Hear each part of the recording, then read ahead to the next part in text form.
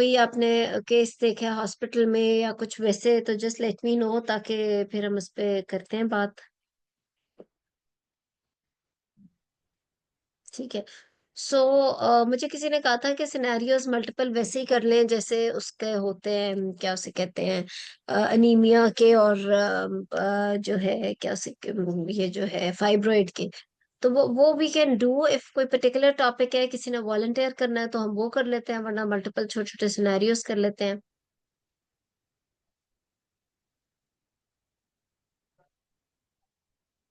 हम्म। अच्छा, किसी ने लिखा है कि इम्पोर्टेंट टॉपिक्स का बताएं। देखो, इम्पोर्टेंट टॉपिक्स की बात ये है कि जो सारे दिन हैं आप लोगों के एक्सटेंडेड टॉक्स के, उन सब डेज में से आपको जो 5 से 6 आने क्लिनिकल सिनेरियोज, वो तो आपको पता ही है। देखो, उसमें जरूर diabetes, hypertension in pregnancy, PIH, GDM, anaemia, ये जरूर आएगा, फाइब्रॉइड, एचएमबी, और क्या से कहते हैं, सॉरी, साथ में मे बी प्रोलैप्स। ये चीजें तो आपको जरूर आनी है। तो ये तो आपने हर सूरत करके जानी है। सॉरी, 1 मिनट में जरा ना।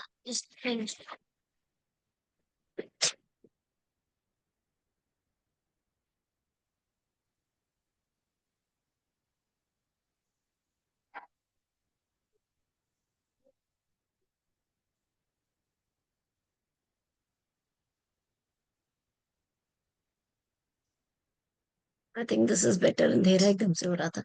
अच्छा, सो आई वाज टेलिंग यू के जो इम्पोर्टेंट टॉपिक्स हैं उसमें जो 6 अगर आप एक्सटेंडेड टॉक्स के देख लें, उसमें आपके क्लिनिकल्स में जीडीएम, डायबिटीज या हाइपरटेंशन, ये तो पर्टिकुलरली आना ही है। शायद कार्डियक डिजीज आ जाए, शायद कहीं कहीं एचआरटी पे बात आ जाए। अच्छा, उसके बाद एक दो शायद मुश्किल आ जाए जो ऑडिट से रिलेटेड हो सकते हैं क्वेश्चंस, या फिर कुछ बहुत ही एक अनोखा सा सवाल भी हो सकता है, मे बी स्टैटिस्टिक्स का या कुछ भी एकदम से। तो वो एक आधा स्टेशन हर एक के लिए मुश्किल होगा। फिर ऑन्कोलॉजी से एक्सटेंडेड टॉक्स का जरूर होगा, काउंसलिंग के 2-3 स्टेशन। तो ये एक तरह से काफी हद तक आपको पैटर्न तो पता ही है। लेकिन ऑफ कोर्स उसकी तैयारी अब थोड़ी सी इसलिए ज्यादा ब्रॉड है, और इट्स नॉट वेरी इजी, और टाइम कंज्यूमिंग भी है, क्योंकि इसमें आपने वही बात है कि छोटे मोटे टॉपिक्स भी करके जाने हैं। और फ्रैंकली ये जो टॉपिक्स क्लिनिकल वाले हैं, ये एक तरह से आसान इसलिए है क्योंकि आपको पता है कि वो आने ही है। और उस वो आपके बहुत अच्छे परफॉर्म होने चाहिए, ताकि ऐसा टॉपिक जो कि मुश्किल आ रहा है वहां जाके वो कवर हो जाए। तो आप और आपस की बातें, you will be facing GDM daily, you will be facing hypertension, anaemia, etcetera etcetera every day. तो उसमें तो कोई गुंजाइश ही नहीं है कि आप कोई छोड़ दो या सही ना कर सको। तो वो तो सही करना ही है। ऑन्कोलॉजी आपको अब स्टेज पे यूरोगाइनी का जरूर आना है। तो ये चीजें, तो ये these are all important topics. अब इट्स नॉट लाइक मैम इसमें बहुत ज्यादा स्किल, एक स्किल डेमो शायद आ जाए आसान सी। जी शान से। मैम ये पूछना था, जैसे कुछ सिनेरियोज ऐसे होते हैं ना जिसमें डायग्नोस हुआ हुआ होता है, हमें वो लेके चलना होता है, तो कभी कभी हम हम्म। एग्जाम में जो है ना उनको मतलब उनमें जो है ना वो हिस्ट्री का नहीं पूछा हुआ होता, लेकिन चूंकि हमसे रोल प्लेयर ये पूछती है कि ऐसा मेरे साथ क्यों हुआ, तो उसके लिए तो हमें पेशेंट से पूरी हिस्ट्री पूछनी पड़ती है ना फिर। बिल्कुल। देखो, जैसे बात क्वेश्चन है आपकी जैसे। ठीक है। रिस्क फैक्टर्स तो निकालने पड़ते हैं। कई दफा डायग्नोस्ड केस होता है, जैसे वो कहते हैं कि she is known case of C endometrium, और अब शी इज लाइक उसकी उसकी उसकी बायोप्सी हो चुकी भी है पेशेंट की, सी एंडोमेट्रियम का केस है, और अब आप इसकी सर्जरी की तरफ जा रहे हो, तो फिर what else are you going to do. तो उसके अंदर फिर इसी तरह होता है कि आपने quickly, there is no harm कि आप उसका सी एंडोमेट्रियम डायग्नोस कैसे हुआ, अच्छा बायोप्सी की हुई थी, एंडोमेट्रियल थिकनेस ज्यादा थी, उसके क्विकली क्वेश्चन थोड़े से, जिसमें हम रिस्क फैक्टर जरूर ऐड करते हैं, जिसके अंदर ऑफ कोर्स डायबिटीज भी है, ओबेसिटी भी है, और इनफर्टिलिटी भी है, और ये फैमिली हिस्ट्री भी है। वो 2-4 रिस्क फैक्टर जरूर हम साथ ही पूछ लेते हैं, और फिर एचएमबी का, उसके भी क्वालिटी ऑफ लाइफ पे क्या इफेक्ट है, और फिर हम उसको फर्दर आगे फिर ट्रीट कर लेते हैं। तो लेकिन उसमें फिर बहुत लंबी चौड़ी हिस्ट्री नहीं होगी कि आप पहले नॉर्मल मेंस्ट्रुअल साइकिल पूछो, फिर आप उसके नॉर्मल मेंस्ट्रुएशन का पूछो, और फिर आगे लेके चले। ठीक है ना। ठीक है मैम। तो वो फिर आप क्विकली वो कवर कर लेते हो, क्योंकि रिस्क फैक्टर्स भी निकालने होते हैं, स्पेशली अगर काउंसलिंग रिलेटेड पेशेंट है और नोन केस है, तो उसका तो फिर रिस्क फैक्टर्स और उसकी हिस्ट्री तो फिर इम्पोर्टेंट हो जाएगी बीच में। जी। सही और गुड। तो अब मेरा ख्याल है कि अब और अगर किसी ने कोई क्वेश्चन करना है या कुछ। इंस्ट्रूमेंटल डिलीवरी वगैरह का पूछ रहे हो, देखो एक आसान स्किल डेमो आ सकता है। ये आसान स्किल डेमोज होंगे क्योंकि ये सब आप आईएमएम में कर चुके हो। आई डोंट थिंक कि उसमें कोई आपको ब्रीच डिलीवरी या फोर्सेप्स डिलीवरी का कोई आ जाएगा। हाँ, उसमें आपका हो सकता है कि कोई मे बी मैनचेस्टर रिपेयर का आ जाए, या sphincter repair, third degree, fourth degree perennial tier की रिपेयर आ सकती है। इस किस्म के सवाल आ सकते हैं। या पीपीएच का पूरे सिनेरियो में कहीं वीलेंस और उन यूट्राइन आर्टरी लाइगेशन या इस किस्म की बातों पे वो आ सकते हैं। But simple I don't think so कि अब फोर्सेप्स या ब्रीच डिलीवरी ऐसी कोई स्किल डेमोस आएंगी पार्ट 2 में, नहीं। ठीक है। गट रिपेयर आ सकती है, ब्लड रिपेयर आ सकती है। गट रिपेयर तो पता नहीं, लेकिन चलो ठीक है, तो देख लेना फिर भी। और स्पिंक्टर रिपेयर, ये जो third degree fourth degree perennial tier repair होती है, वो आ सकती है। ठीक है, तो वो स्किल डेमोस हो सकते हैं। ठीक, चलो गुड। और कोई बात, कोई क्वेश्चन?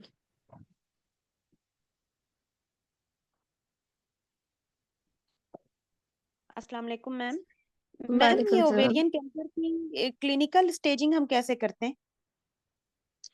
ओवेरियन कैंसर की जो क्लिनिकल स्टेजिंग है ना, जब हम उसको ओपन करते हैं पेशेंट को, when you doing the surgery, you see obviously उस साइड की ओवरी जिसमें वो मैस है, you look at the mass, you see the capsule intact और नॉट। इट्स यूनिलैटरल और बायलैटरल लेजन, यानी एक ओवरी में है, दोनों ओवरीज में लेजन है, वहीं से स्टेजिंग शुरू हो जाएगी ना, 1A 1B। कैप्सूल इंटैक्ट है, कैप्सूल रप्चर हो गया, वो स्टेज 2 में चला जाएगा। फिर उसके बाद पेल्विस में कितना मेटास्टेसिस नजर आ रहे हैं, और आपको मेंटम या एब्डोमेन में कितने मेटास्टेसिस नजर आ रहे हैं, तो उस तरह से आप करते हो। और मैम, तो ये अमाउंट ऑफ सर्जिकल फ्लूइड नहीं विच हुई? इज इन द तो ये तो सर्जिकल हुई ना? सर्जिकल हुई। सर्जिकल हुई, बिल्कुल। तो क्लिनिकल फिर कैसे होगी वो? तो क्लिनिकल, देखो क्लिनिकल, अगर आप इसको सर्जिकल, क्लिनिकल को आप सर्जिकल, पैथोलॉजिकल और प्री ऑपरेटिव कह सकते हो। प्री ऑपरेटिव के अंदर जो आपके ट्यूमर मार्कर्स है, सीटी स्कैन के ऊपर जो आपको सारा स्प्रेड आया हुआ है, वो आपको बता देगा, वो थोड़ी सी आपकी क्लिनिकल स्टेजिंग हो जाएगी। और फिर उसके बाद सर्जिकल होगी, और फिर आपकी एक बायोप्सी वाली होती है, पैथोलॉजी हिस्टोपैथोलॉजिकल, जिसमें ग्रेड और सब टाइप ऑफ ट्यूमर वो बता देते हैं। Okay ma'am, thank you. Welcome. Mostly जो हमारे ट्यूमर्स है ना, स्पेशली सी एंडोमेट्रियम का में तो खैर मैटर करता है हिस्टोपैथोलॉजिकल भी स्टेजिंग, क्योंकि वो माइल्ड मॉडरेट की स्टेजिंग करते हैं कि अगर किसी को एडिनोकार्सिनोमा एंडोमेट्रियम है, तो वो माइल्ड या मॉडरेट कौन से कितना कोई एग्रेसिव ट्यूमर है, तो वो उसकी फिर जो टोटल ओवरऑल मैनेजमेंट होती है, considering radiotherapy and all after surgery, वो फिर हम कहते हैं कि सर्जिको पैथोलॉजिकल स्टेजिंग के ऊपर डिपेंड करती है। यानी आपने जो सर्जिकल स्टेजिंग की, यानी कि एंडोमेट्रियम का जो सी एंडोमेट्रियम है, वो कितना स्प्रेड है from endometrium into the myometrium, less than of the myometrium है, या पूरी मायोमेट्रियम को इन्वॉल्व किया हुआ इसने, और एटसेट्रा एटसेट्रा, वो सर्जिकल स्टेजिंग हो जाएगी। और फिर पैथोलॉजिकल स्टेजिंग होती है, हिस्टोपैथोलॉजिकल, जो कि मैंने आपको बताया कि माइल्ड है, मॉडरेट है, सिवियर, यानी बहुत कितना एग्रेसिव ट्यूमर है।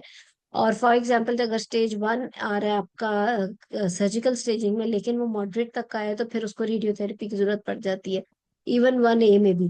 तो वो फिर इसलिए उसके अंदर आपको पैथोलॉजिकल स्टेजिंग भी बहुत इंपॉर्टेंट होती है। जो ओवेरियन है उसके अंदर क्लिनिकल तो कह लो, अगर प्री ऑपरेटिव है, वो इसलिए ताकि आपको एक्सटेंट ऑफ द डिजीज का पता चले, आपको ये पता चले कि किस स्टेज तक की आपने किस एक्सटेंट तक सर्जरी लेके जानी है उसके अंदर। और जो है तो इसकी बायोप्सी, यानी पैथोलॉजिकल हिस्टोपैथोलॉजिकल, उसमें तो फिर टाइप ऑफ ट्यूमर ही होता है कि वो कौन सा टाइप ऑफ ट्यूमर है उसका। ठीक है ना? तो उसमें फिर वो मैटर करता है। ठीक है। मैम HRT का बता दें। बिफोर 60, बिफोर 6 ईयर्स हम एच कैसे आर टी देंगे? देखो, एचआरटी जो है ना, वो आपने पहले तो obviously we have to be, देखो एचआरटी समथिंग जिसमें बहुत ज्यादा रैपिडली जो है स्टडीज और वो चेंजेस आ रही है। सॉरी, 1 मिनट, ये मुझे कॉल आ रही है स्कूल से। हेलो।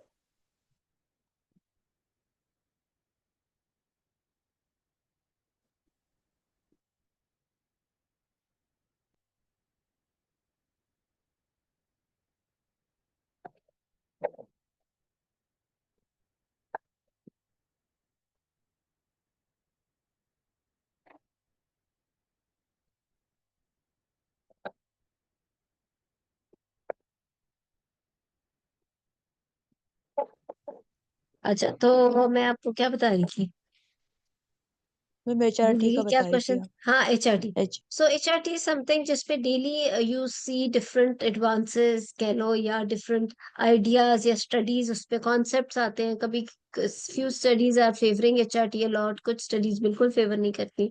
इन जनरल अगर मैं आपको बताऊं, देखो, इफ HRT की जरूरत पड़ सकती है पेरी मेनोपॉजल स्टेज में, मे बी आफ्टर 45 ईयर्स हो, जब थोड़े बहुत मेनोपॉजल सिम्टम्स अपीयर होना शुरू हो जाए। एंड देन आफ्टर 50, जब मेनोपॉज हो जाए, तो उसके जो इनिशियल ईयर्स होते हैं, उसके अंदर आपने एक तो आपकी इवेल्युएशन बहुत मैटर करती है। Just you have to see exactly कि वो सिम्टम्स क्या है, नंबर वन। नंबर टू ये कि उसकी क्वालिटी ऑफ लाइफ कितनी इफेक्ट हो रही है। फॉर एग्जाम्पल, अगर बहुत ही क्वालिटी, और फिर इसके अंदर काउंसलिंग भी बहुत मैटर करती है। काउंसलिंग इसलिए because initial years are always very difficult, but then when the body अडेप्ट्स the whole situation, और फिर it goes easily with it. सो इसके अंदर इनिशियली आप you need to evaluate. what I think is that if patient is less than 50, for example, अगर किसी का early menopause हो गया, may be in her early 40s, तो फिर तो आप चाहे उसको सिम्टम्स है या नहीं है, तो एक सजेशन मेरी है कि आप उसको दे ही दो HRT। उसकी वजह ये है कि अगर अर्ली उसकी डिफिशियंसी शुरू हो गई है एस्ट्रोजन की, तो वो लेटर ऑन उसकी बोन्स की हेल्थ और उन सब चीजों के लिए ठीक नहीं है। तो देर इज नो हार्म कि हम उसको एस्ट्रोजन थोड़ा सा दे दें, ताकि उसका थोड़ा सा बोन की डेंसिटी मेंटेन रहे, और जो बाकी सारे काम एस्ट्रोजन बॉडी में करता है वो थोड़ा सा कर ले। उसके लिए क्या, कौन सी HRT अच्छे एक्ट कर सकती है अर्ली मेनोपॉज में, अर्ली 40s में? सिंपल फैमिला या COCP भी अगर आप दे दोगे ना, तो it will do very good. बहुत जैसे प्रोगाइलिटॉन या हायर डोज ईस्ट्रोजन देने की उसमें जरूरत नहीं है। उसमें आप सिंपल अगर फैमिला वो 3 मंथ्स ले ले, 6 मंथ्स ले ले, फिर ब्रेक दे दे, फिर 3 to 6 मंथ्स ले ले, there is no harm in her early 40s। आप उसको फॉलोअप में रखो, obviously ruling out all contraindications like CA breast and even migraine with aura and et cetera et cetera, और या थ्रोम्बोएम्बोलिज्म, वो सारी चीजें आपने रूल आउट की। She's a low risk patient for any type of HRT, better to give early 40s simple combined oral contraceptive pills. In any case आप दे ही दो, एक्सेप्ट कि उसको एंडोमेट्रियोसिस या ऐसा कुछ नहीं है। और अगर for example she is above 45 और सो, और नियरली 50, उसके अंदर you need to rule out the symptoms, कि उसको वजह क्या, किस वजह से चाहिए। Is there any other alternative way जो उसके उस सिम्टम को ठीक कर सके? For example, if there is depression, तो आप अगर उसको SSRIs दे सकते हो तो वो दे दो, मतलब that's a better option. Instead कि आप उसको proper, because giving oestrogen and then keeping her on follow up, and what if she develops कुछ, और again after 40, even if you are giving COCP, वैसे उसमें इतनी रिकमेंडेशन तो नहीं है, बट मैं तो ये सजेस्ट करूंगी कि एक मैमोग्राम फिर भी करा लें, इवन स्टार्टिंग COCP। लेकिन किसी भी किस्म की HRT शुरू करने से पहले, चाहे आप उसको लोकल वजाइनल एस्ट्रोजन क्रीम भी दे रहे हो, तो आप उसका एक मैमोग्राम जरूर करा लो before you start her with artificial estrogen, especially after 45, right? तो आप उसका एक मैमोग्राम जरूर करा लो। सो अगेन आप उसके सिम्टम्स रूल आउट करो। अगर किसी सिम्टम से पर्टिकुलर आप दे सकते हो, फॉर एग्जांपल बोन्स की स्ट्रेंथ के लिए देना है, तो टिबुलोन आप दे सकते हो। वो एक अच्छी HRT टाइप है, बट टारगेटेड ऑफ कोर्स। तो इस तरीके से आप सेलेक्ट कर लेते हो। तो आई डोंट थिंक कि आपको लॉन्ग टर्म अव्वल तो बहुत HRT देने की जरूरत होती है। अगर बहुत लॉन्ग टर्म भी दो, तो then not more than 6 months of course, explaining to her all the possible side effects that can happen, और with a good follow up. तो इस तरीके से आप उसको एडवाइस कर सकते हो। इस वजह से if you really rule out the symptoms and you do good counselling and you give the, और या जिसे कहते हैं ना, एक टारगेट हिट करके HRT अगर आप दो, तो देर बहुत ही कम पेशेंट्स रह जाते हैं जिनको प्रॉपर HRT देनी पड़ जाए, राइट? और ये ऐसे ही होना चाहिए, खामखा आपको इतना। और फिर देन अगेन इनिशियल ईयर्स अगर मेनोपॉज के गुजर जाए, तो later on the life is all right for the lady, वो बॉडी अडेप्ट कर जाती है। शुरू के कुछ साल आर ऑलवेज डिफिकल्ट, उसको किसी तरह आपने देखना है कि किस तरीके से आपने लेके चलना है, और टारगेटेड तरीके से, ठीक है? तो this is what the clinical approach in HRT is actually.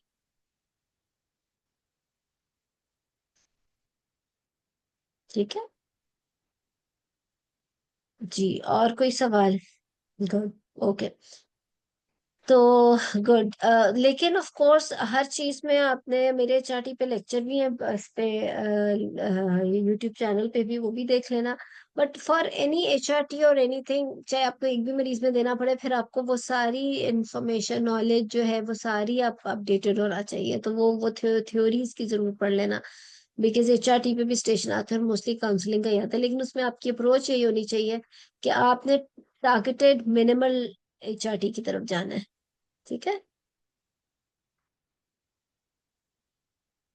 जी। और कोई क्वेश्चन या कोई केस आपने देखा हो अपने हॉस्पिटल में, वी कैन डिस्कस। या कोई आपके एग्जाम का एक्सपीरियंस हो सकता है।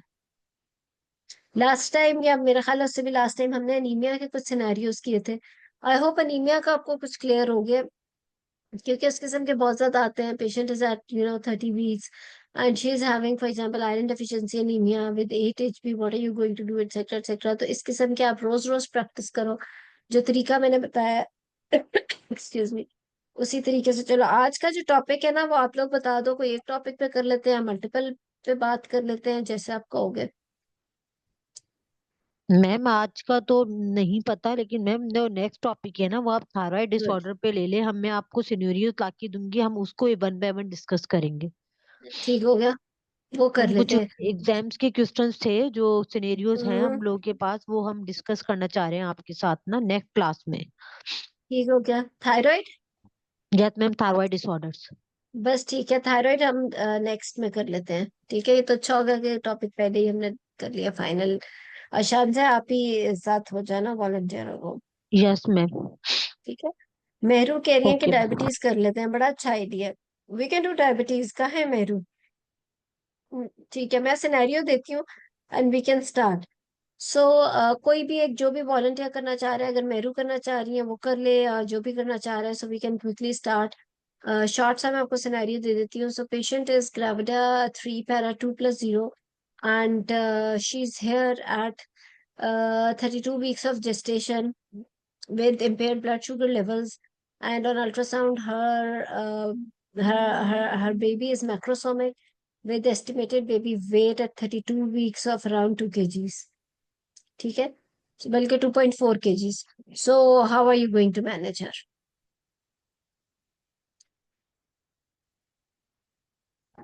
अस्सलाम वालेकुम मैम। मैम एक दफा वालेकुम। रिपीट करें। मैं मैं रिपीट कर देती हूँ। Patient is gravid 3 para 2 with जी previous 2 cesarean section, last child born 3 years back, and she's here at 32 weeks of gestation with impaired blood sugar levels, and her hmm ultrasound is showing large for dates baby with estimated baby weight of 2.4 kgs. She's sure of dates. 32 week of gestation। Yes. Okay ma'am. Structure discussion role play. Structured कर लेते हैं। Role play doctor. नहीं, structure discussion. Okay okay doctor, after first of all, after introduction myself to the patient, I will ask the patient name, age, married for, and her education, occupation, and parity, and mode of delivery, previous mode of deliveries, and is she sure about it, but I ask for her LMP and her blood group, and then I will address her concern, and I will set the agenda and take the history about her diabetes, the onset of her sugar level, from how for how much time it's derange, and the course of the derange of the sugar level, and the duration, and the current medication, and monitoring 6 sugar monitoring level at home, and its control or not, and any complication associated with a high blood pressure, UTI, and poly yes. Sorry, मैं mute कर uh, रही हूँ सबको। जी, आप बोलते रहो मेरे। जी. Then also, if she is on insulin, I will also ask for the hypoglycemia symptom like palpitation, sweating, and tremors. And then I will ask for her pregnancy. It's a planned and unplanned and spontaneous pregnancy. And is she done her all blood and urine tests in the first trimester? And ultrasound finding it's a twin pregnancy and singleton. And there is any complication like fever, rash, and sore throat in the first trimester. Then I will also ask for the if she took her iron medication properly and she's compliant her medication. I will ask for her anomaly scan. Is she done or not? And there is any anomaly in the scan, and there's any complication like headache and blurring of vision and then I will also ask for the OGTT report. Is she done before the pregnancy and is she and uh, OGTT is she done or not? And ask for her blood group and for NTD. And then I will ask for her growth scan, the lie, Likert, and volume or and estimated fetal weight. And there is any history of bleeding, APH, and any other complication up till now. And then I will ask for any she is hypertensive or any hypertensive and any other medical disorder. And I'll ask for the surgical history and ask for her pap smear history and any history of discharge. And then I will ask for the family history, diabetes, hypertension, and any other medical complication in family. And then I will ask for any drug allergy history, and I will ask for the she's any use drug for any other disease. And I will also ask for any drug allergy and her BMI and personal history. I will ask for the smoking history, smoking and recreational drug use history, and investigation and treatment up till now she done. And then I will ask then I will examine the patient in the presence of nurse, and I will do the general physical examination and specific examination. And I will ask for the investigation in which along with the baseline I want her OGTT report and her dating scan, anomaly scan, and growth scan in a specific investigation, and HB1C report. ठीक है, good. And then I will ask for her dose of the and then I will ask for then I will after the OGTT report I will calculate her dose of insulin according to Carol J regime. ठीक है, एक minute. And so yes, ma'am. नहीं, ठीक है. Okay, you are doing fine. इसको जाहिर Yes. है बहुत ज्यादा और रिफाइन होने की जरूरत है. इसके अंदर और भी इम्पोर्टेंट बात यह है कि आपको देखो दिया हुआ है she is out of a known case of diabetes, right? इसमें सिनेरियो में दिया हुआ है कि impaired blood sugar levels and she is Yes. 3 gravid at 3 para 2. ठीक है, you were okay, but इसमें जरा आप शुगर की ज्यादा हिस्ट्री लो पहले. You could have started, आप उसे पूछ सकते थे, या तो आगे जाके पूछ रहे थे कि प्रीवियस उसकी प्रेगनेंसीज में डायबिटीज का क्या स्टेटस था, और उसके अंदर कोई मैक्रोसोमिया या नॉर्मलस बेबी ऐसा कुछ तो नहीं था. और फिर ये कि जब वो प्रेगनेंसीज खत्म हो गई तो क्या उन प्रेगनेंसीज के बाद ब्लड शुगर का क्या स्टेटस था. और उसके बाद आप पूछ सकते हो कि उसके बाद आप डायबिटीज से रिलेटेड के प्रेजेंटली उसको क्या सिम्टम्स हैं. Definitely she is having impaired blood sugar levels, तो उसको डेफिनेटली पॉली यूरिया, पॉलीडिप्सिया, वो सारे मसाइल होंगे जो शुगर में हो सकते हैं. तो वो वाले मसाइल पहले पूछो. और फिर उसके बाद उसकी डाइट पूछो कि इस वक्त is she really aware of the thing that she is having impaired blood sugar levels, और उसके लिए उसको कोई नॉलेज है अबाउट डाइट एंड एवरीथिंग. यानी अभी प्रेजेंट स्टेटस को सारा सॉर्ट आउट अच्छी तरह पहले करो. और is she really taking any oral hypoglycaemics और any treatment for diabetes, number 1. Number 2, ये कि if she is taking, is she really compliant और maintaining any blood sugar level charts. Because इस वक्त जो केस आपको मिला है वो कॉम्प्लिकेटेड केस ऑफ डायबिटीज है, राइट? वो डायबिटीज की कॉम्प्लिकेशन हुई हुई है, तो आपको उस चीज को बहुत ज्यादा एम्फेसाइज करना है. इंस्टेड कि आप बाकी चीजें इज ओके, अगर आप पूछना चाह रहे हो बोल दो, लेकिन जब तक आप इन चीजों को रूल आउट नहीं करोगे तब तक इतना ज्यादा पूछो कि अगर एग्जामिनर नहीं भी सुन रहा तो उसे पता चल जाए कि आपको कितना ज्यादा डायबिटीज के, because it's a complicated case of diabetes. It's not only diabetes and pregnancy. तो Yes. Definitely you need to find out कि why is this a complicated case, ये इस स्टेज तक पहुंची ही क्यों। और definitely if she is gravid 3 para 2, तो डेफिनेटली इसको पिछली किसी एक प्रेगनेंसी में तो जीडीएम हुआ ही होगा, या एक बच्चा तो बड़े साइज का पैदा हुआ ही होगा। तो और उसके बाद उसने कभी शुगर लेवल का रिकॉर्ड किया या नहीं किया, तो अगर एक दफा वो एक्सपीरियंस कर चुकी है, तो अब क्यों उसकी अभी तक क्यों इम्पेयर्ड है, और वाई अगेन उसको क्यों दोबारा से हुआ। तो आपने इस चीज को करना है। अच्छा, उसके बाद आप इसका जो प्रेजेंट सिम्टम्स के बाद, या उसका प्रेजेंट कंट्रोल, या उसकी नॉलेज अबाउट द डायबिटीज के अलावा, फिर आप उसके रिस्क फैक्टर्स रूल आउट करोगे कि वो मेरा ख्याल आपने किए भी है। और डेफिनेटली ये बात आपकी ठीक थी कि जिसको डायबिटीज होती है उसको साथ में, because it's a microvascular disease, तो उसको कई दफा ब्लड प्रेशर का भी प्रॉब्लम हो जाता है पेशेंट को। मोस्टली पीआईएच एंड जीडीएम को साइड बाय साइड, तो इन द सेम पेशेंट, तो it's better to rule out few symptoms of PIH also, जो आपने पूछे थे। तो आप ने वो अच्छी बात है।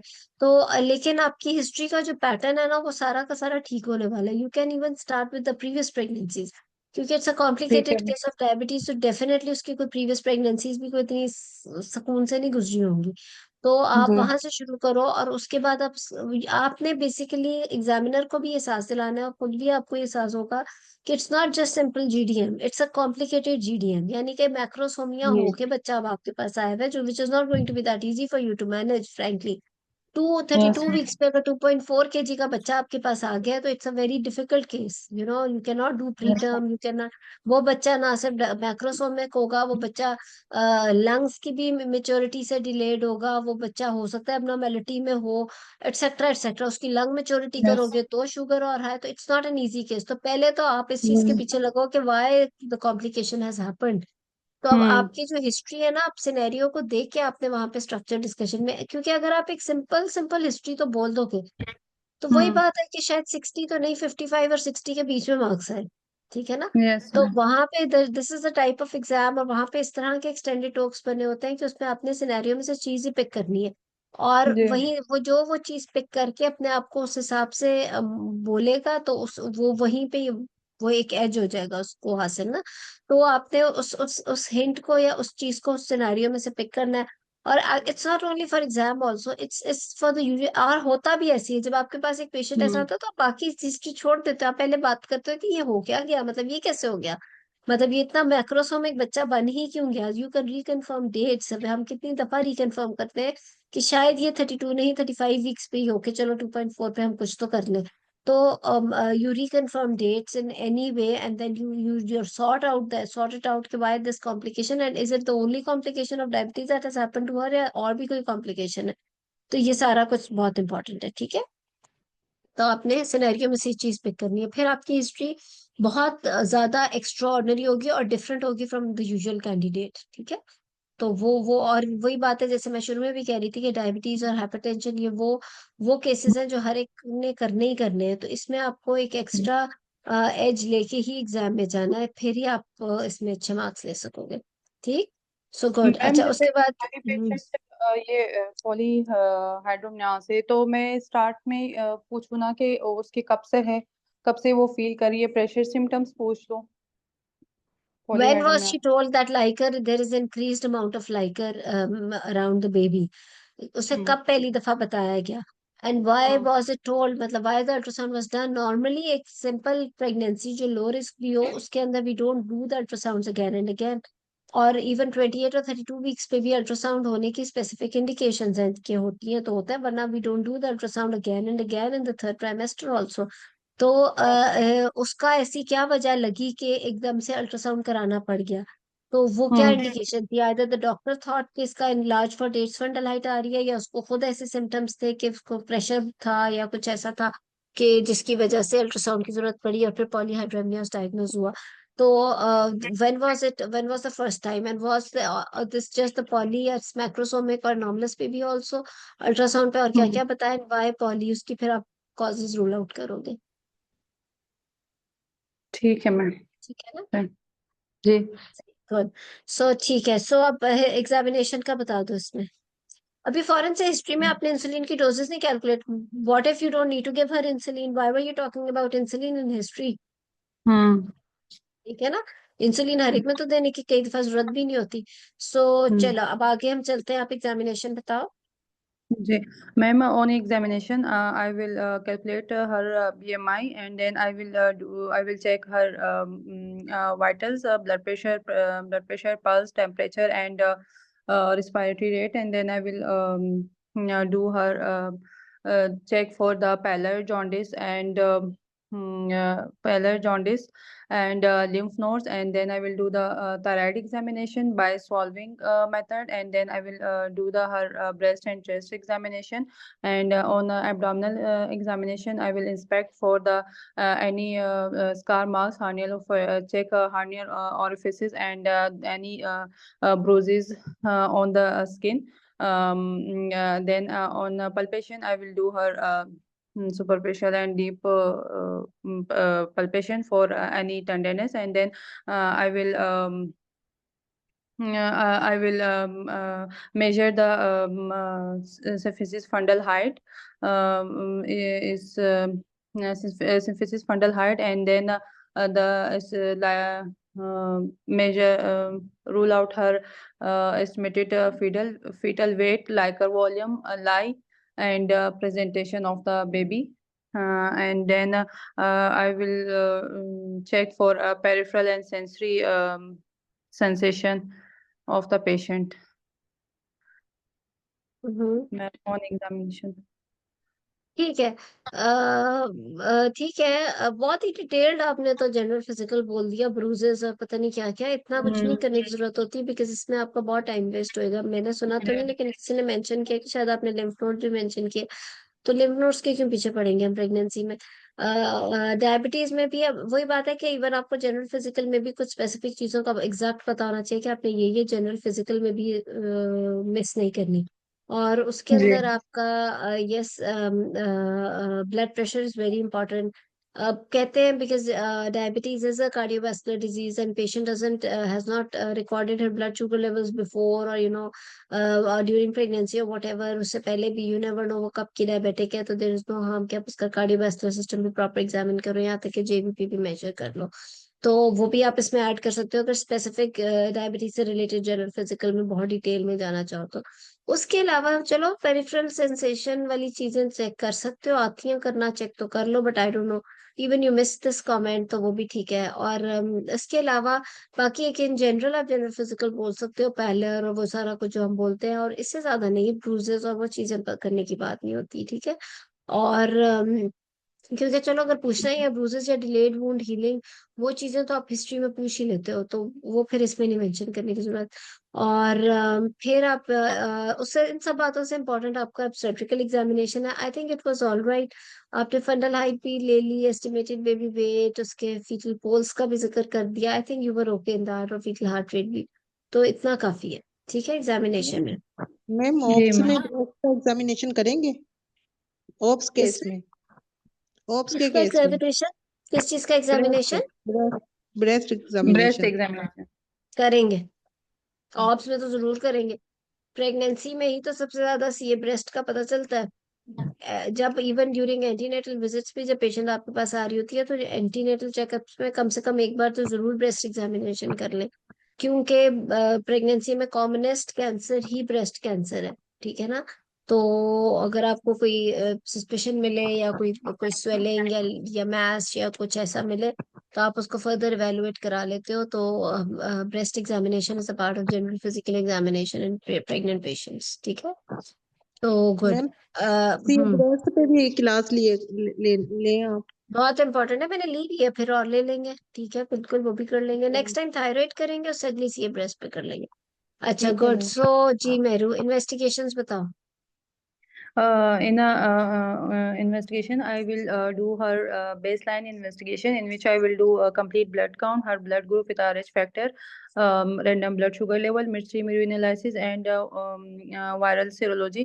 And then on a specific examination, I will do her OGTT, LFTs, RFTs, and to rule out any cardiac cause. So I will do her ECG and HB1C, and monitor, and to check her monitoring 6 level of sugar level monitoring, and On in specific, I want I will do her dating scan, anomaly scan, and growth scan to for the fetal presentation, lie of the fetus, and the placental position, and calculate the Likert volume, and for the confirmation of the chronicity, there is a singleton pregnancy and twin pregnancy on dating scan.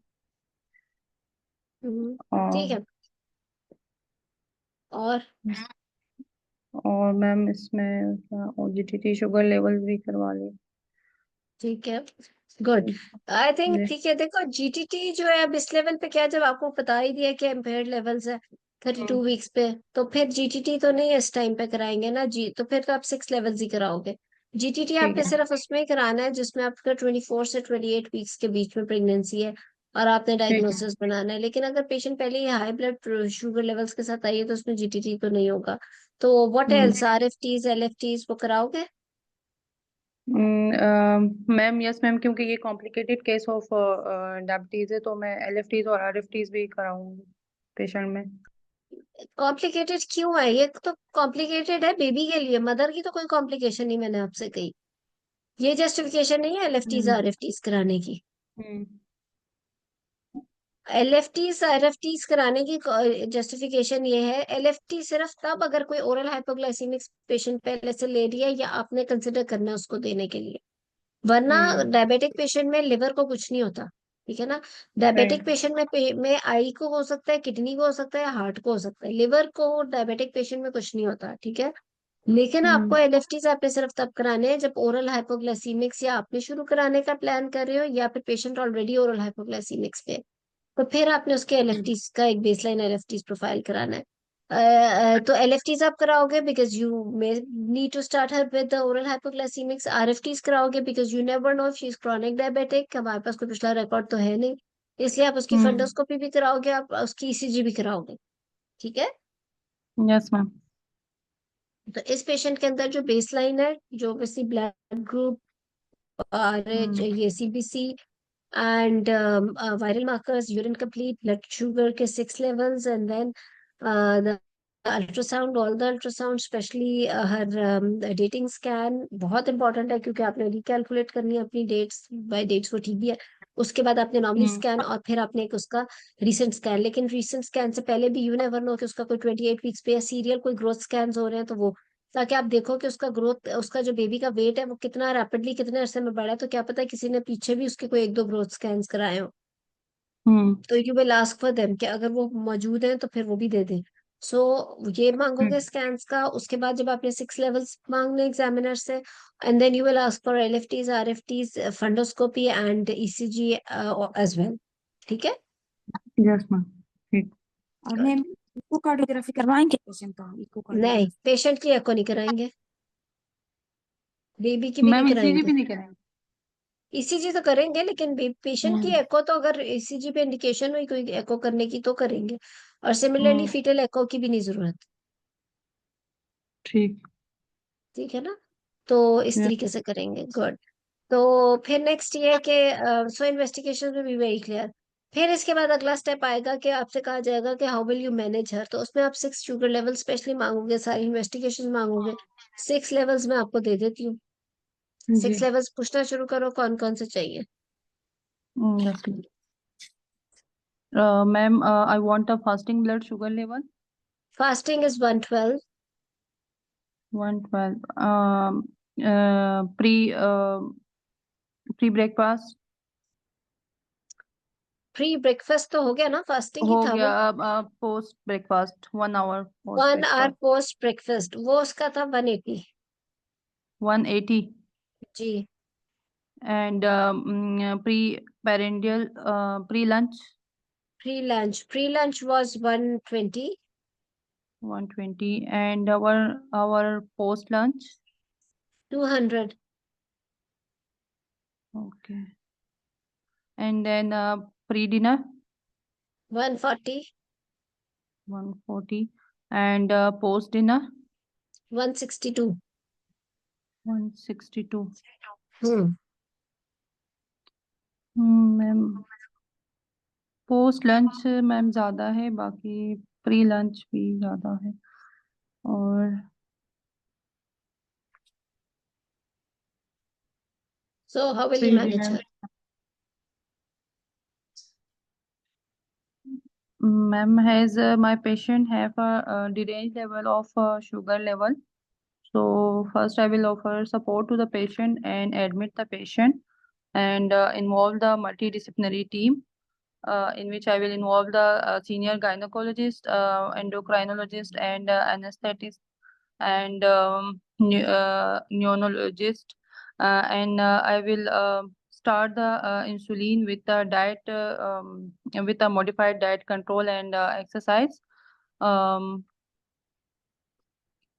Ma'am ओजीटीटी level भी आप बता सकती है? किसका? ओजीटीटी ओजीटीटी तो मैंने क्या कराना ही नहीं स्टेज पे। जब 6 हाँ लेवल्स हो गए तो फिर ओजीटीटी की तो कोई इम्पोर्टेंस ही नहीं रह गई। सही, yes ma'am.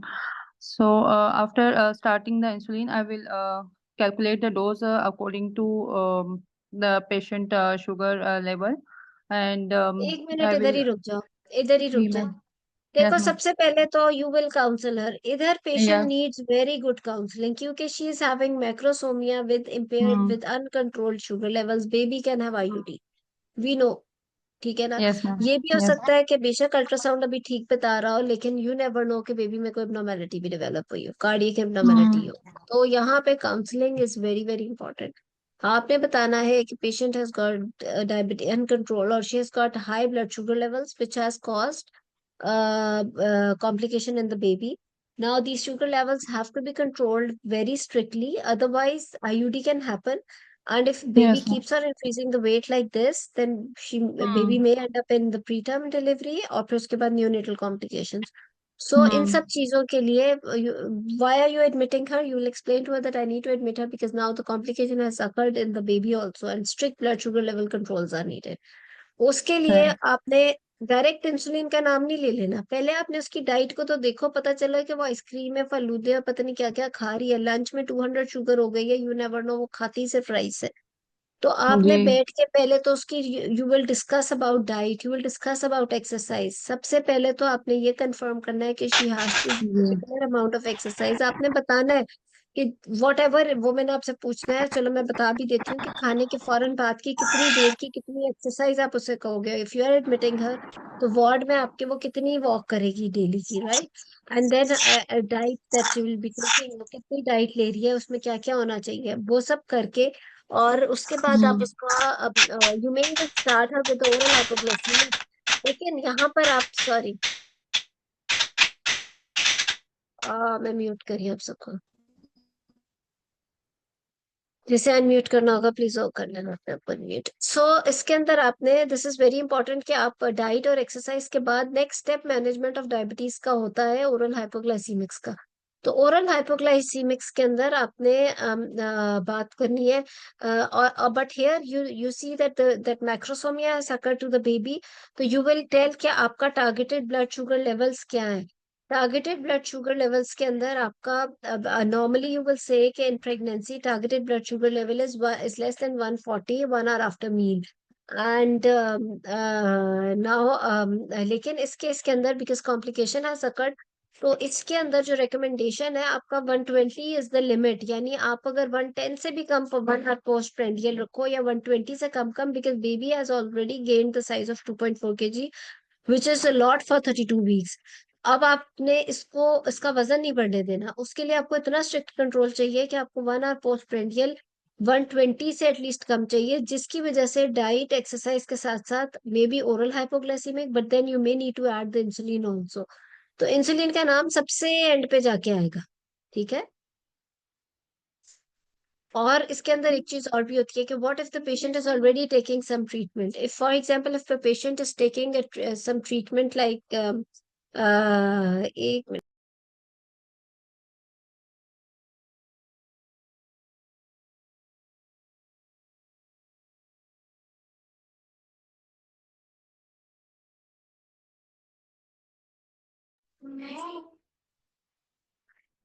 सो सॉरी मैं आपको बता रही थी कि it should be less than 120 as इसके लिए अच्छा, अब what if patient is already taking some treatment for the diabetes, जैसा कि इसके अंदर आ जाता है baby she is already on oral हाइपोग्लाइसीमिक्स, तो फिर आप उसे डिस्कस करोगे कि अगर वो ओरल हाइपोग्लाइसीमिक्स पे है और वो डाइट और एक्सरसाइज से भी अवेयर है, तो आप जो पर्टिकुलर मैंने आपको ब्लड शुगर लेवल्स दिए, for example 1 hour post lunch 200 दे दिया, तो इन पर्टिकुलर आप वहीं पे पॉइंट आउट करो कि I will discuss with my patient that what did she have in lunch.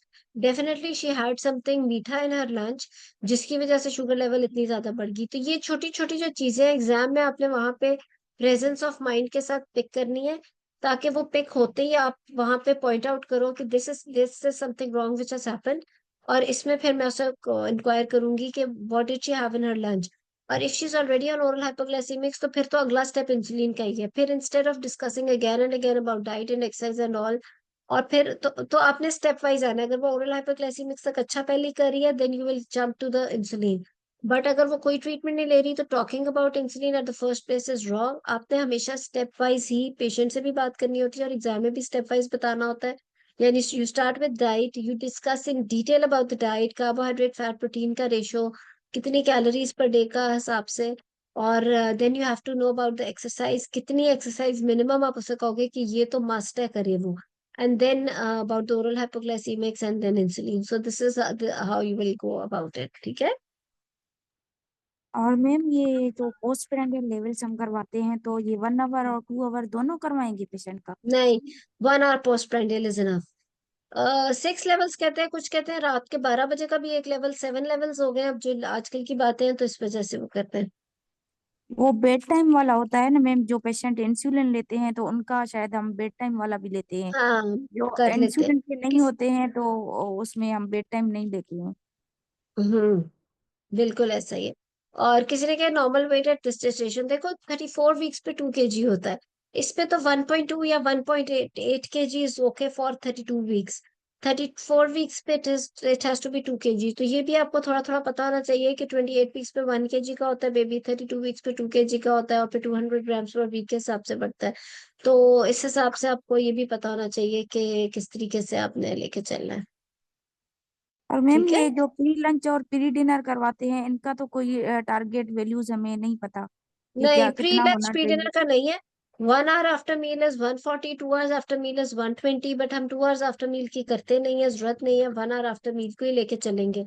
एक छोटी सी टिप बता देती हूँ, अगर तो patient is a case of GDM with no complication of diabetes on fetus, यानी कि डायबिटीज पेशेंट को है लेकिन अभी तक शुक्र है मैक्रोसोमिया पॉली वगैरह डेवलप नहीं हुआ, और सिर्फ डायबिटीज है, तो फिर आपका target level 1 hour post prandial is 140 and below.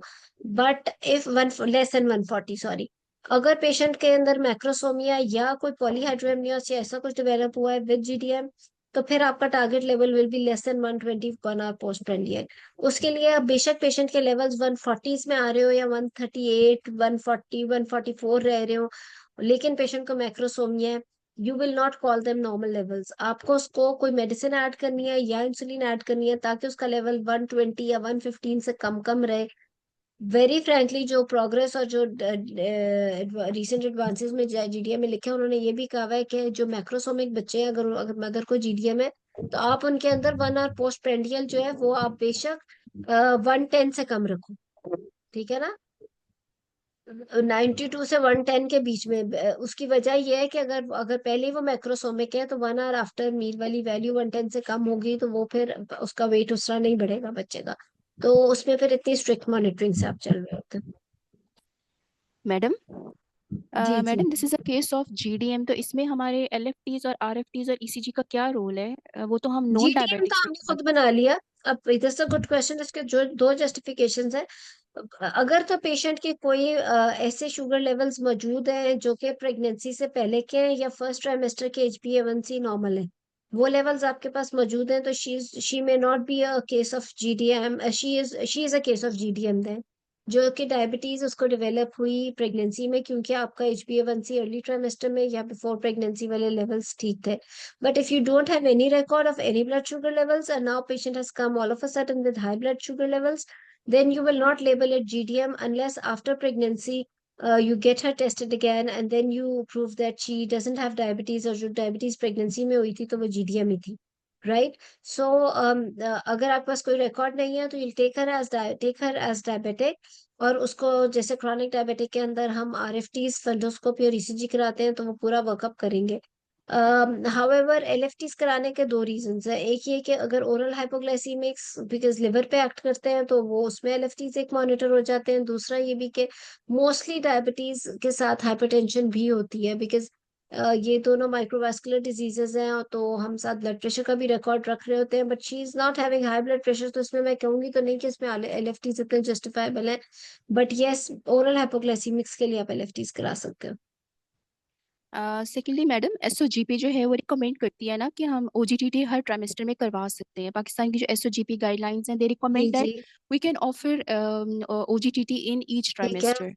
Ma'am हम बिल्कुल। इसको ये इस तरह जस्टिफाई कर सकते हैं कि हम my patient is either in the third trimester, I will confirm that my patient is having gestation diabetes by doing OGTT as per SOGP guidelines. देखो, नहीं, ये कोई जस्टिफिकेशन नहीं है। आपके पास एक पेशेंट एक भी लेवल 200 से ज्यादा लेके आ रही है या हाई ब्लड शुगर लेवल का ला रही है, उसके अंदर आप ओजीटीटी करा के पहले उसे 75 ग्राम ग्लूकोज पिला के उसके 300 पे शुगर ले जाके टेस्ट करोगे तो दैट इज रॉन्ग। इंस्टेड के आप 6 लेवल्स कर लो। ओजीटीटी आप उस पेशेंट में डायग्नोस करोगे जो आपके पास फर्स्ट टाइम आ रही है and you don't have any clue कि शी इज हैविंग डायबिटीज और नॉट, तो ब्लड शुगर रैंडम की जगह आप ओजीटीटी करा के, एसओजीपी में भी इसलिए लिखा है बिकॉज साउथ एशिया इस साइड के जो जितने भी लोग हैं उनके अंदर वैसे रिस्क फैक्टर बहुत ज्यादा है फॉर जीडीएम, जो कि high risk factors for diabetes हर जगह पर लिखा हुआ है, उसमें एशियन एथनिसिटी इटसेल्फ एक रिस्क फैक्टर है फॉर डायबिटीज।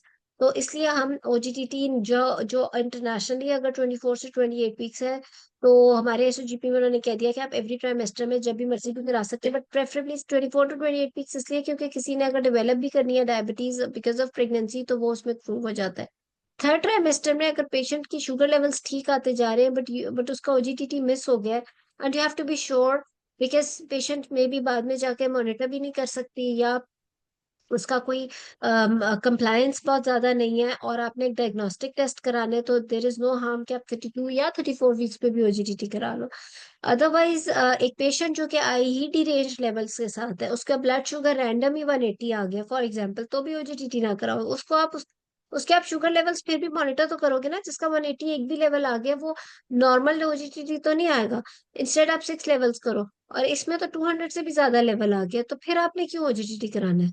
ठीक है ना? मैम मैम ये किसी ने चैट पे पूछा हुआ है कि अगर जो है ना पेशेंट फर्स्ट टाइम आई है और रेस शुगर लेवल्स के साथ आई है, तब भी मैडम हम उसमें वही करवाएंगे ना, 6 शुगर लेवल, क्योंकि 6 शुगर लेवल भी हमें वही बता रहे हैं ना जो हमें ओजीटीटी बता रहे हैं। वो तो इसमें तो 6 लेवल्स हम इसलिए करा रहे हैं क्योंकि हमने उसको ट्रीटमेंट भी देनी है साथ में, and we know that she is a case of diabetes. जी, ओजीटीटी तो मैम हमें बिल्कुल बता रहा है, लेकिन ओजीटीटी तो हमें एक डायग्नोसिस दे रहा है, उसको ऊपर हम ट्रीटमेंट तो नहीं दे सक रहे। ट्रीटमेंट तो हम 6 लेवल्स पे दे सकेंगे। मैम मैम वैसे भी ओटीपी मेरे में बेबी में फास्टिंग डिलीवरी कौन तो सी वीक ज्यादा पे करवाएंगे पेशेंट का? वैसे भी नहीं करेंगे। अभी बताते हैं, बतावर जी शकीला। मैम जब हम ओजीटीटी करते हैं तो फास्टिंग जब करते हैं तो वो ज्यादा आती है, तो हम लोड तो वैसे भी नहीं देते ना, फिर भी फिर हम हम उसको लोड वैसे भी नहीं देंगे, बिल्कुल वो ओजीटीटी वहीं रोक बंद हो जाता है। ठीक है जी, सायमा ने क्या क्वेश्चन करना है? मैम अस्सलाम वालेकुम। वालेकुम सलाम। मैम अगर जीडीएम का पेशेंट आता है मैम थर्ड ट्राइमेस्टर में, तो फिर मैम स्टार्ट उसे डाइट से करना है ना, जैसे मैम ईबीएम में लिखा हुआ है तो पहले जी हमें 1 to 2 वीक जी, उसको डाइट पे देना है, फिर एक्सरसाइज, उसके एग्जैक्टली बाद हमें ओरल एग्जैक्टली, बिल्कुल यही दिस इज जी, बिल्कुल यही मैं आपको मैम बता रही हूँ। अगर जीडीएम का पेशेंट कॉम्प्लिकेशन के साथ आए, मैक्रोसमा या पॉलीहाइड्रोमनियाज, तो उसमें तो हम इंसुलिन स्टार्ट करवाते हैं ना पेशेंट को? हाँ बिल्कुल, लेकिन उसमें सारे, इसमें मैंने इसीलिए आपसे कहा कि उसे डाइट भी डिस्कस कर ली, एक्सरसाइज भी एडवाइस की, ओरल हाइपोग्लाइसीमिक भी आप ऐड कर सकते हो, but insulin is going to be started in this type of patient definitely. ठीक है, गुड। सो किधर की मेहरू जी, आगे चले।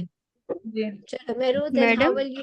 मैम डिलीवरी कब करवाएंगे मैक्रोसोमिक बेबी अगर उसका वहीं 30 तक वीक? जा मैडम रहे हैं हम, वहीं जा रहे हैं जी मेहरू। मैडम इको करवाएंगे मैम जी इस पेशेंट में? क्या कराएंगे? मैम मैम इको एको नहीं, करवाएंगे जीडीएम वाले पेशेंट में? फीटल एको नहीं कराएंगे। अनलेस अल्ट्रासाउंड पे या किसी चीज पे रिकमेंडेड हो, ठीक है। और HbA1c करवाएंगे मैम इसमें? नहीं, वो तो पहले मैम ही आप इको में देखो बेबी का कह रही मैम। देखो कोई भी इन्वेस्टिगेशन एग्जाम में अगर आप कराना चाहो या इवन अपने क्लिनिक पे बैठ के भी या अपने ओपीडी में भी बैठ के, तो हमेशा ये सोचो कि इस इन्वेस्टिगेशन से आपकी मैनेजमेंट पे क्या फर्क पड़ने वाला है, right. So you know your patient is diabetic, you are getting her 6 levels done, आप उसकी शुगर मैनेज कर रहे हो with insulin and all and you doing levels again and again, what change in your management this HbA1c is going to cause? No change, right? Because आपको पता चल गया मैक्रोसोमिक बच्चा है, कॉम्प्लिकेशन हो चुकी है, आप you are doing your best कि अब वो मजीद ना वजन बढ़े, अभी थोड़ा स्टेबल रहे इधर ही, एटसेट्रा एटसेट्रा। तो फिर अब HbA1c आपकी मैनेजमेंट पे तो कोई इफेक्ट नहीं ला रहा, so there is no point in getting the HbA1c done, ठीक मैम है। फंडोस्कोपी है इसमें? यार ये थोड़ा कंट्रोवर्शियल सी बात है, अगर कह भी दोगे तो उसकी ये जस्टिफिकेशन है कि हो सकता है पिछली पुरानी कोई डायबिटीज चल रही है, पेशेंट आगे पूरा वर्कअप हो जाएगा। नहीं भी कराते तो not a big deal, you can pregnant patient है and you know you have more chance है, वैसे करा लो तो बेहतर है, ठीक है जी। चलो अब आगे मैनेज करें। मैडम ठीक मैडम ये पेशेंट जो थी वो 33 वीक्स पे, इनका जो वेट था बेबी का वो 2.4 kg था, तो हम 32 इसको मैक्रो 32 वीक्स पे, 32 और वीक्स इनका जो फीटल वेट था वो 2.2 kg था ना। तो मैडम इसको हम फीटल 2.4 मैक्रोसोमिया 2.4 2.4 इसको फीटल मैक्रोसोमिया कैसे लेबल करेंगे मैम? फीटल मैक्रोसोमिया तो फीटल वेट अगर मोर देन 4 kg है तो हम उसको लेबल करते हैं ना पर नहीं, मैक्रोसोमिया। वो गेस्टेशनल तो एज वो के हिसाब से तो ज्यादा है ना। लार्ज फॉर जेस्टेशनल एज है, weight of the baby is large for ठीक जेस्टेशनल है, एज, ठीक है। ठीक चलो है। मेरू आगे मैनेज करें। Okay ma'am. जी मैम। मैडम मैम जैसे इसका आपने पेमेंट बताया कि पेशेंट हमारे पास जी रेंज शुगर है, तो हमने first of all I will admit the patient. Ma'am start से बता रही हूँ ताकि वो एक जरा शुरू से सीरीज। बता, काउंसलिंग से बता दो फटाफट। ठीक है। I will admit my patient and involve the multidisciplinary team and I will discuss the patient the her diet what she took at lunch, and she avoid her sugars and sweets, and her then I will ask for the exercise, and is she done her daily exercise or not? And then I will ask for her medication. Is she on oral medication and on insulin? If it's controlled by oral medication, her is she already on oral medication, but it's not her sugar level is control.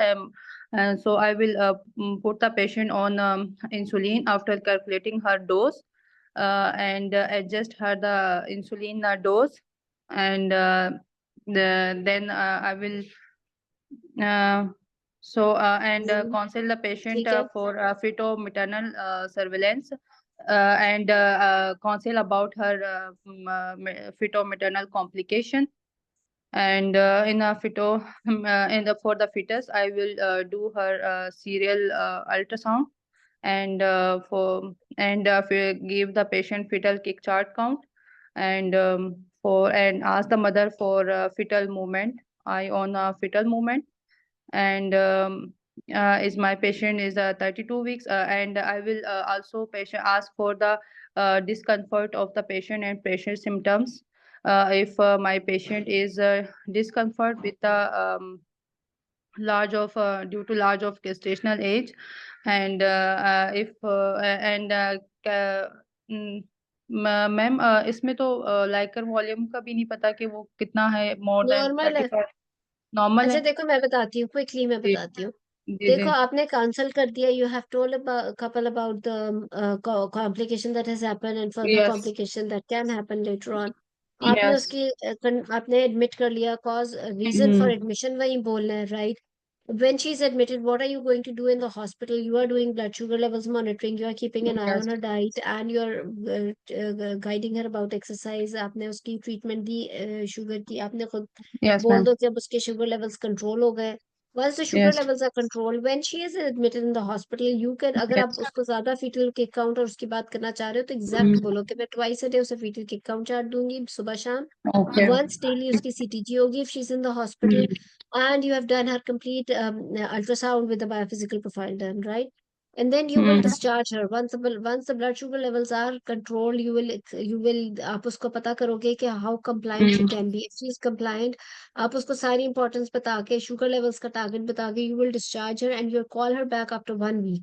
आपने इसी तरह बोला, if she's admitted in the hospital, what are you going to do with her in the hospital? Exactly. You can even talk that how many times you are going to visit her, right? आप once a Yes. day उसे visit कर रहे हो या twice a day उसे visit कर रहे हो, लेकिन Yes. पीछे से क्या मॉनिटरिंग एडवाइस की हुई है, सिर्फ ये नहीं कह देना keep an eye on fetal move. If she is admitted in the hospital, you have to be very precise कि फीटल किक काउंट का क्या मतलब है, सीटीजी का क्या मतलब है, अल्ट्रासाउंड फीटल मॉनिटरिंग किस तरह कर रहे हो, मदर की मॉनिटरिंग शुगर लेवल से की, आपने उसकी ट्रीटमेंट की, you are sending her home now, how frequently you are going to call her back, you are calling her back after every week, how frequently you are going Yes. to get the serial growth scans done every 2 weeks to keep a check on the baby's weight, right? Do you really need to get the biophysical profiles done? वो आप बता दो. I don't think so because the Likert volume is all right, बाकी चीजें अगर ठीक है, मैक्रोसोमी है, यू आर चेकिंग द, आप उसको बेशक वीकली बुला रहे हो to keep a check on the blood sugar levels very strictly. जहां आपको लगे कि फिर डीरेंज हो रहे हैं, आपके लिए डीरेंज होना 120 से ऊपर होना है 1 hour पोस्ट प्रेंडियल. जहां ठीक है. डीरेंज होते लगेंगे you will admit her again, and otherwise weekly आप उसे बुलाते रहोगे, 2 weekly आप उसका ग्रोथ स्कैन्स कराओगे. And you can take her till at least 37 weeks. 37 weeks where you'll do her bishop, you will discuss with the mode of delivery. If you're doing this strict monitoring, you are keeping this strict control on her blood sugar levels that they're not more than 120 postprandial, then definitely the baby's weight is going to be all right. By 36 or 37 weeks, वो 3 kg से ज़्यादा नहीं जाएगा. And then you can take her onwards as like 38 weeks तक आप उसका plan कर सकते हो, right?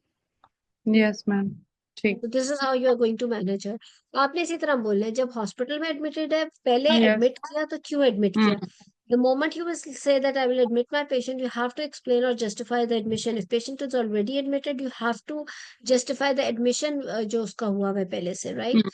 Why is she in the hospital? If she's in the hospital, you're talking about fetal maternal monitoring. What does that mean? What is fetal monitoring? उसके लिए अगर आप फीटल किक काउंट की बात कर रहे हो, you should be very clear कि ट्वाइस अ डे आप उसको दे रहे हो. अगर आप उसकी सीटीजी की बात कर रहे हो, 1 in 24 hours is enough for the CTG, right? उसके बाद आप उसका अगर अगर ग्रोथ स्कैन की भी बात कर रहे हो, सीरियल ग्रोथ स्कैन्स की, तो ग्रोथ स्कैन्स होते ही 2 weekly, ठीक है ना? 2 weeks. तो इस Yes, ma'am. तरीके से आपने उसको लेके चलना है इस किस्म के पेशेंट में. सो जहां पर आप जो चीज बोलोगे, and if you sending her home, वही बात करनी है कि how frequently are going to call her again.